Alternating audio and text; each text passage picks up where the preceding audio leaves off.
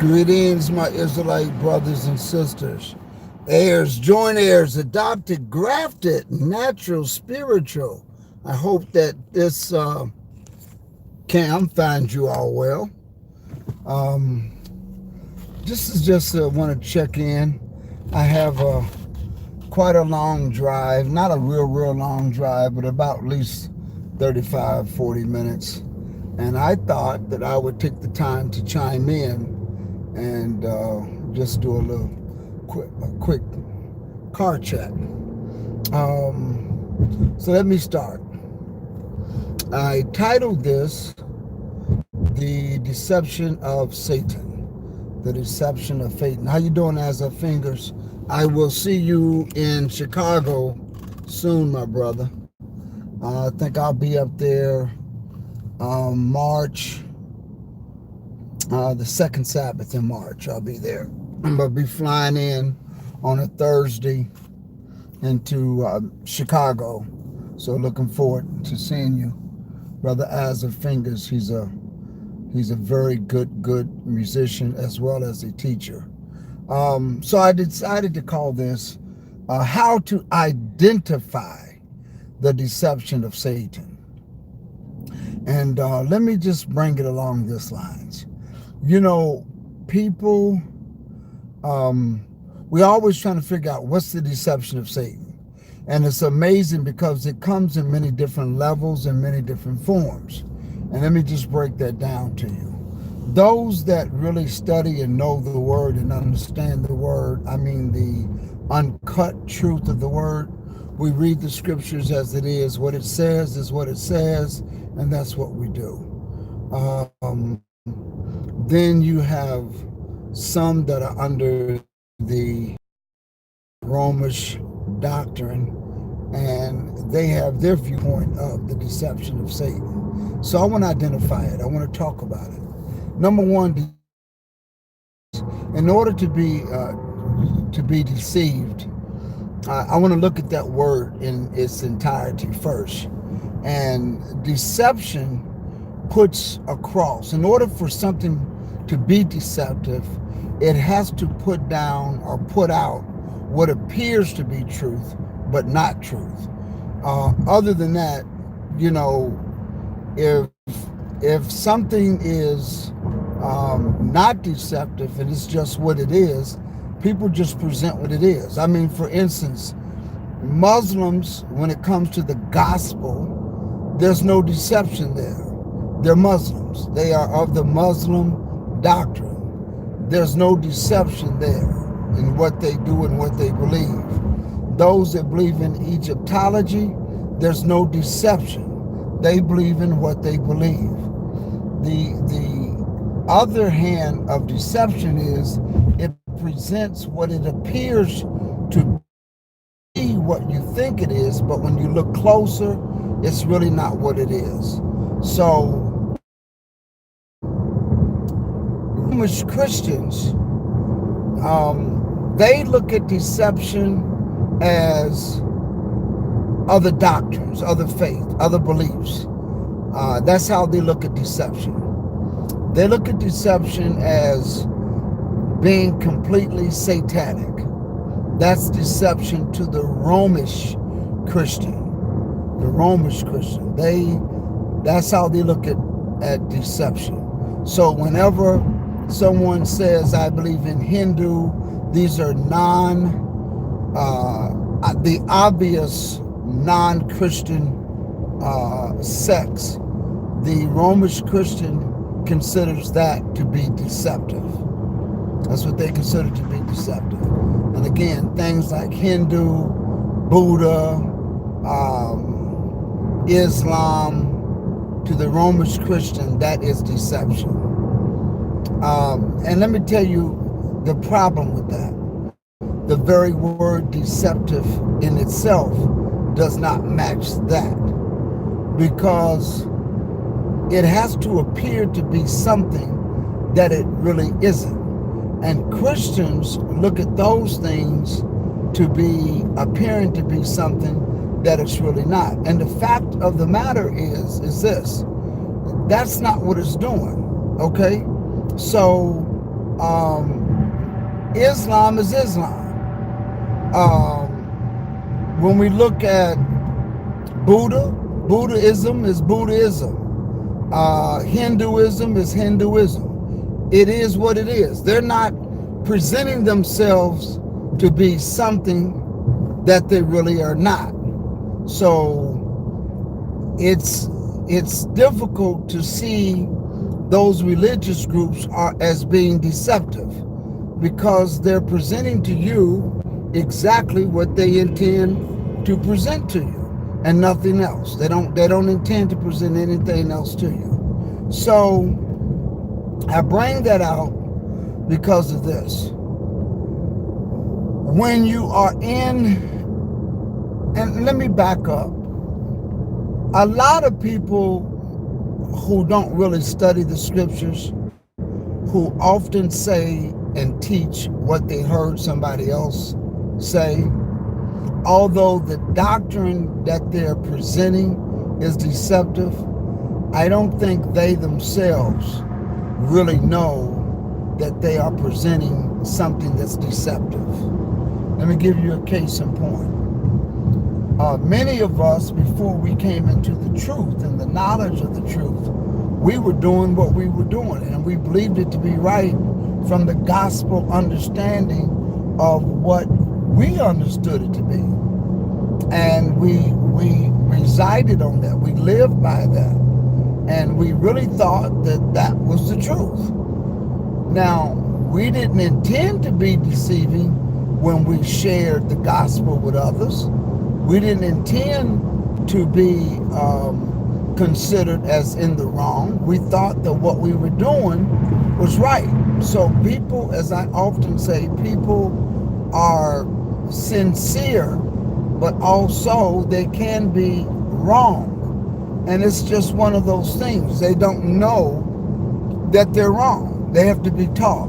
And you have to read, and you got to pray, and you got to study, and you got to ask the Most High to show you the truth. So I am a believer that not most people know that they are teaching a lie. For instance, clearly we know what the pagan holidays are, and we know that those things have been matched and mixed in to Christianity.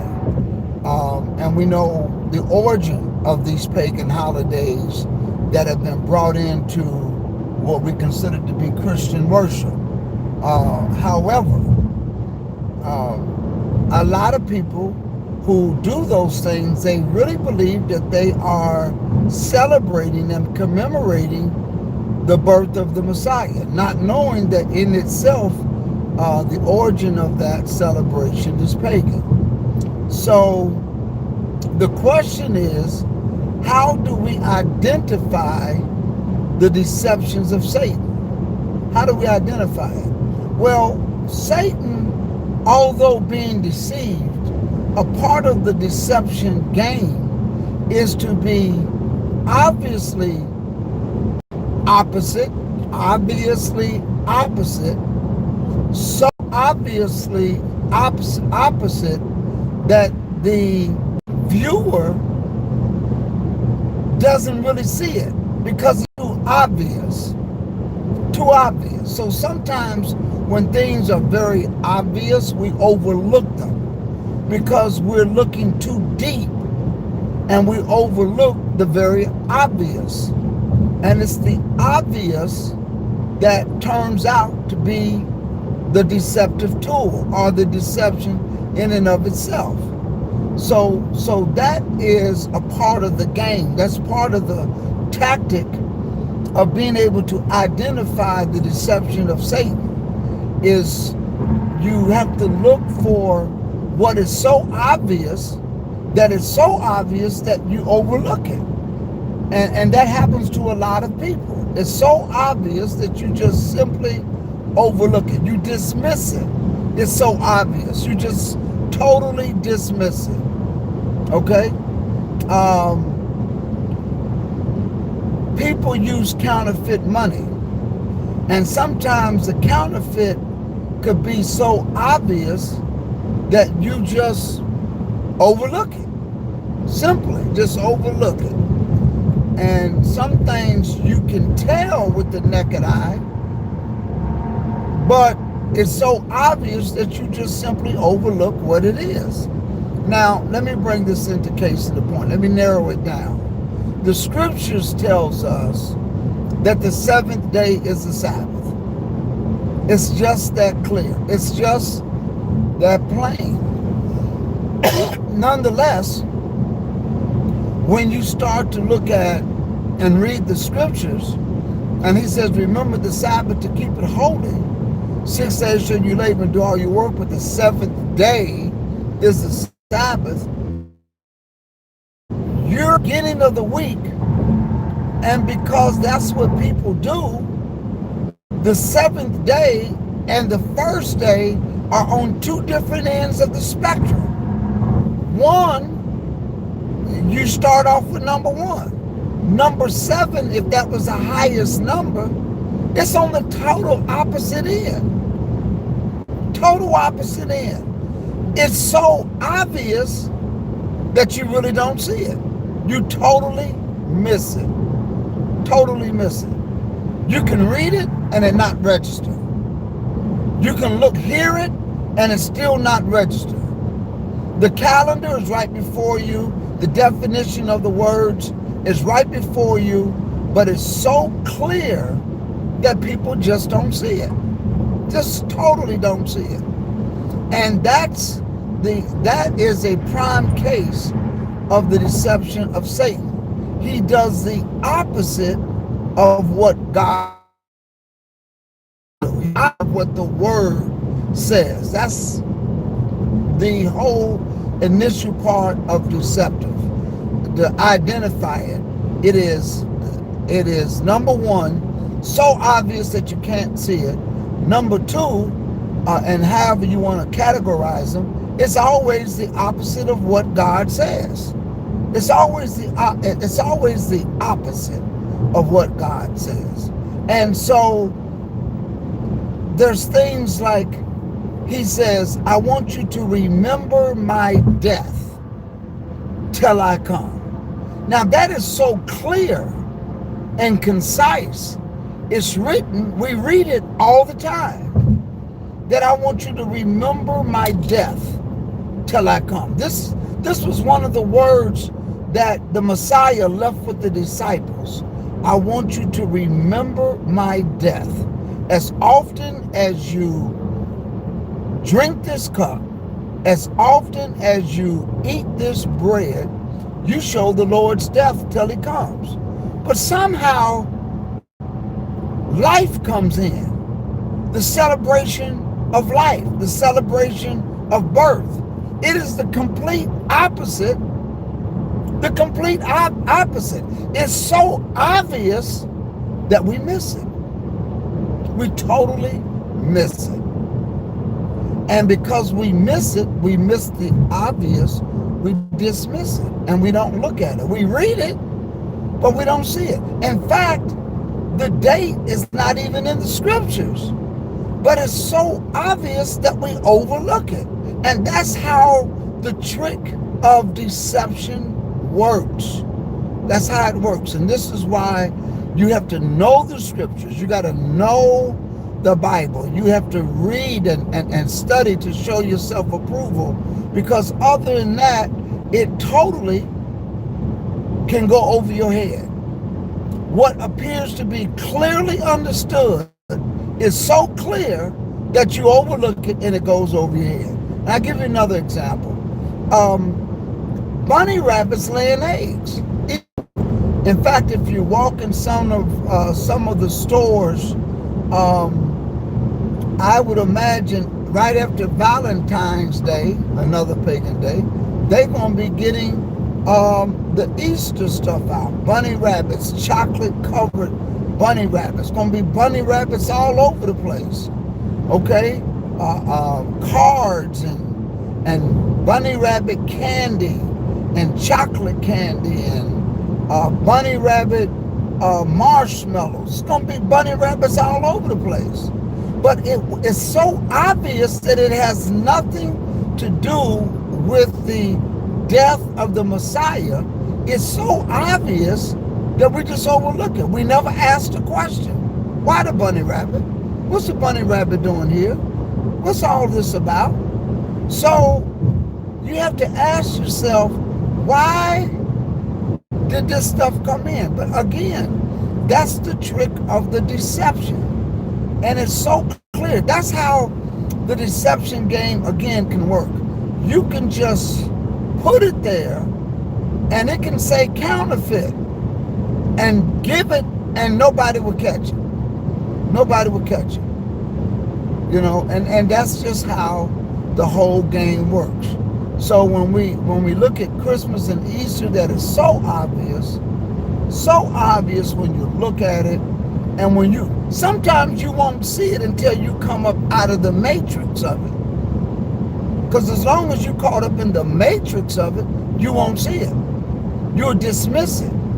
It's there in front of you, but it's so clear you cannot see it. It's impossible to see. So we have a lot of work to do, in my opinion, a lot of work to do when it comes to dealing with this. So it is the opposite of whatever the Most High says. I'll give you another one.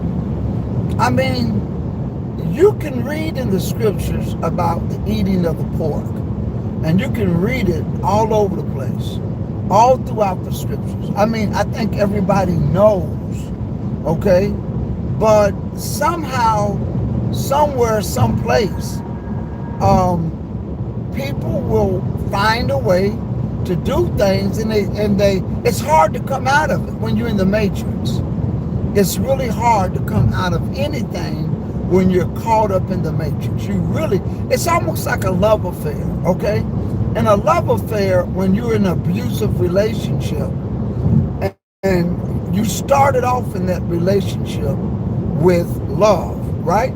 But as you go along in the relationship, the abuser starts to define what love is. And the abuser will start to shape you into whether it's psychological abuse or physical abuse or emotional abuse.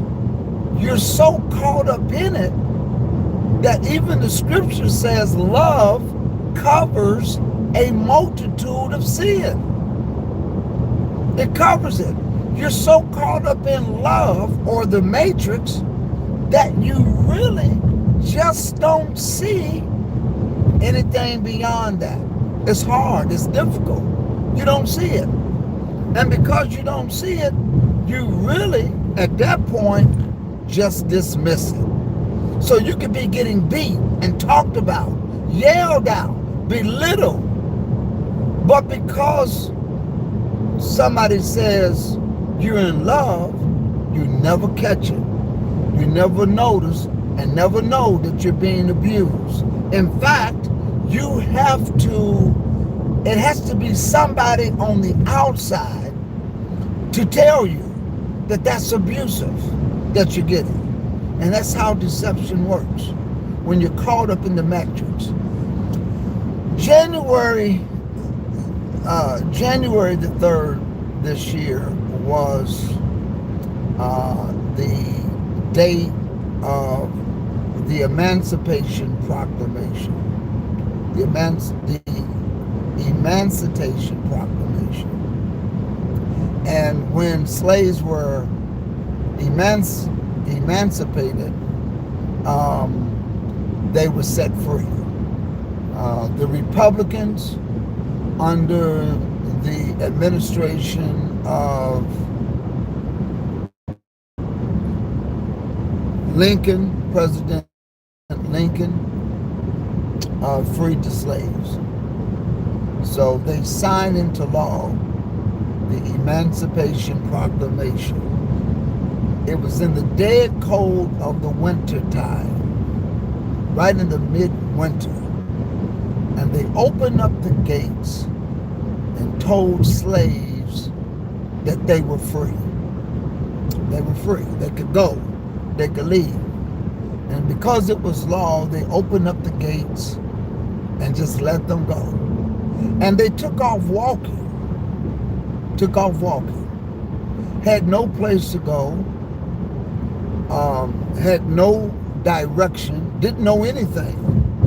And as they were going, they say that Massa left the gate open. And over the next several weeks, all of the slaves began to come back. And the slave owners entered into a contract and said, well, I tell you what I do.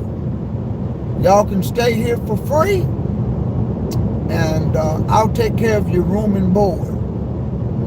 Now, when you think about it, they thought that they were free. It was so obvious that they got nothing because room and board was already provided for free. As a slave, you already got food. You already got housing. So what did you really get? Nothing. That is how deception works. And that game is still ran today. Still ran today. People, I normally tell people when they say, hey, I want to talk to you, and I want to talk to you about a business opportunity. And I wanted to come and see if a friend of mine can come and meet with you. 9 times out of 10, it is a multi-level marketing. It's MLM, multi-level marketing. And I called it a scheme or a scam. Same thing. And when you see it and you look at it, and when people come, they are sold something that really does not exist. But they bought into it. They really bought into it. And they really believe that it's going to happen. They really believe that they're going to get rich quick. And then they will get upset with you when you don't become a member or buy into it. Right? They really get upset. I always ask people, well, number one, I don't meet with people anymore like that because I never have done it. It's a waste of time. But I always ask people, have you gotten a check yet? No, I haven't gotten a check yet. And I always say, when you get your first check, come and see me. I want to see your first check.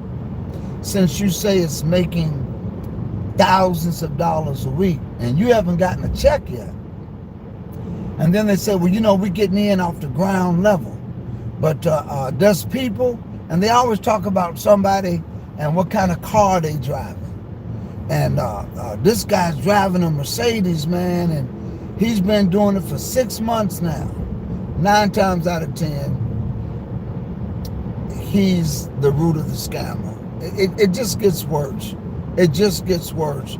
All because the obvious is there, but we don't see it. We just don't see it. Okay? We just refuse to see it. When you look at other things in the scripture, and it's the opposite of what God says. If God says eat clean, Satan says you can eat anything you want to. If God says I'm bringing the kingdom down to the earth, Satan says you're going to heaven. If he says the 7th day is the Sabbath, Satan don't even come up with the 6th day at all. He goes all the way back to the first day. Now it's the first day. Okay? And this is how he works. He works on emotion. He works on your intelligence. And you don't see it. You don't see it because you can fall victim because you love the Lord. You love the church. You love the church.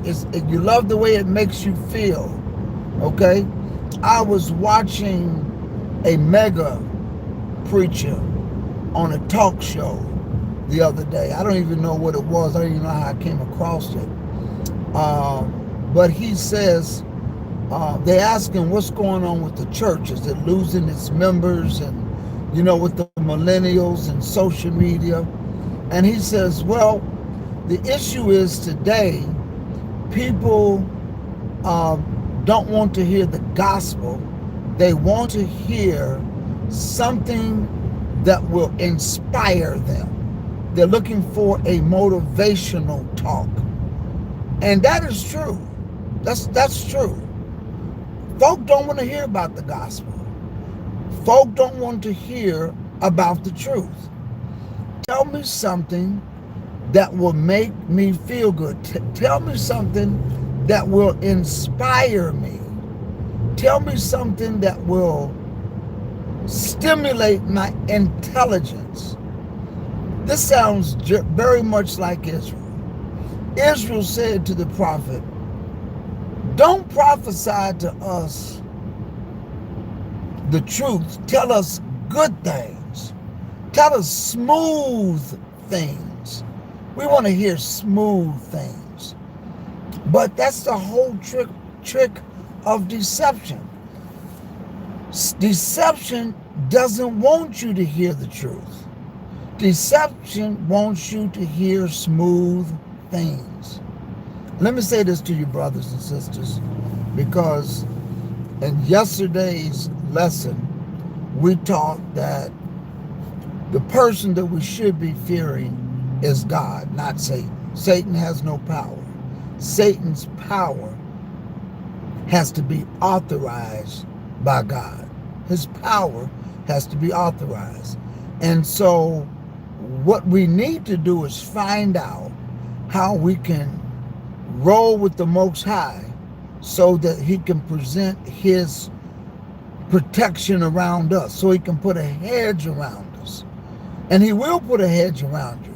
He will put his guardian angels all around us where we don't really have nothing to worry about. But the thing is, we have to learn how to obey the word, fear him, keep his laws, statutes, and judgment. This is how we become righteous. And when we do that, he puts a hedge around us. Now, that hedge of protection will protect you from the flu. It will protect you from danger. It will protect you from making the wrong mistakes and wrong financial decisions. It will protect you from picking the wrong spouse, choosing the wrong spouse. It will protect you from all of that. But the problem is that we have to find ourselves in the realm of the Most High. Somebody presented a scripture here, and I'm going to read it. Brother J.D. Israel, how you doing, my brother? He says, which say to the seers, see not, and to the prophets, he's talking about what we just brought up. Thank you, Brother J.D.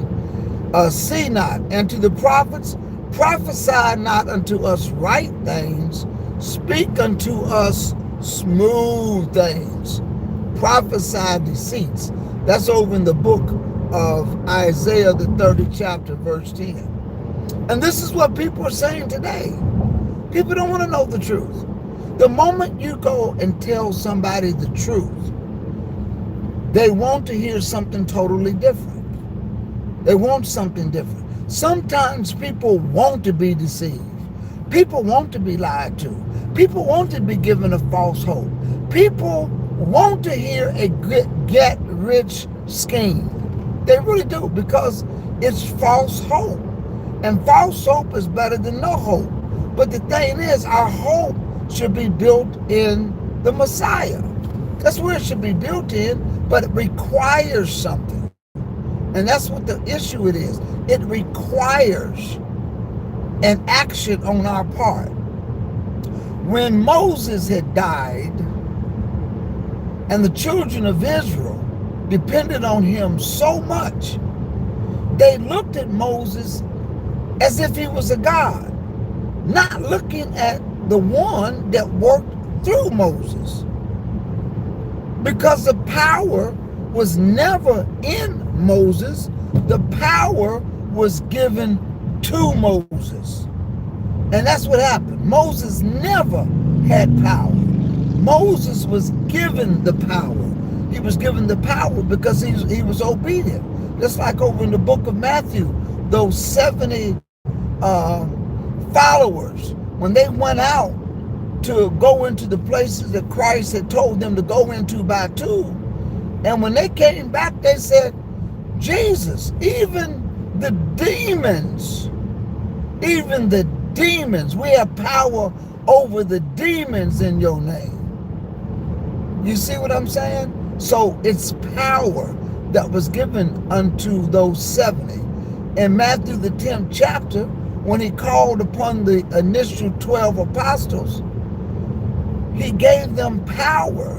In the 10th chapter of Matthew, says it gave them power to heal the sick, to cast out demons, and to do all manner of cure all manner of diseases and perform miracles. He gave the disciples that power, but the power came from the Most High.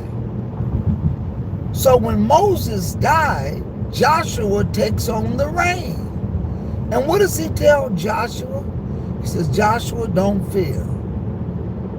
Moses, thy servant, is dead. But he says, all you have to do is meditate in the word. Don't turn to the right. Don't turn to the left. Meditate in the word. Why do you say don't turn to the right, don't turn to the left? Don't do anything beyond the parameters of what the word says. If he says the 7 days of Sabbath, don't make the first day the Sabbath. If he says honor and recognize his death, don't recognize his birth. Stay within the parameters. It works better. It works better. So he says, if you meditate in the word day in and day out, don't turn to the left, don't turn to the right, I will be with you like I was with Moses. That's awesome. And let me tell you something. This is why the apostle says we have such a great cloud of witnesses. I'm telling you people that right now, if we just stay within the realm, the favor of the Most High God, you'll be blessed in the city, blessed in the field. I know we're in the land of captivity. I know we are. But you know what? I believe his word. I believe the prayer of the prophet Solomon. I believe in that prayer. I believe in 1 Kings, the 8th chapter. I believe it. I believe that when we pray and turn toward Jerusalem and turn from our wicked ways, he will heal us. And he will cause those that led us captive to have compassion on us. That means whatever I do, whatever I want, you could be a racist, but the Lord gonna make you have compassion on me, because that's what he said in his word. That's awesome. That's power. That is a power move. This is how we escape the wiles of Satan. So deception is a word that we should look at and recognize. It's a word and a situation that presents itself to appear to be one way, but it's really not that way when you look closer.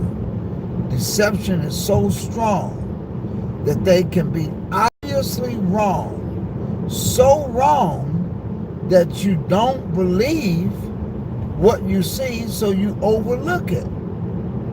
You overlook it. Totally overlook it. And when you overlook it, you miss the mark. You totally miss the mark. So I leave all that to say, how do we identify Satan? How do we identify the deception of Satan?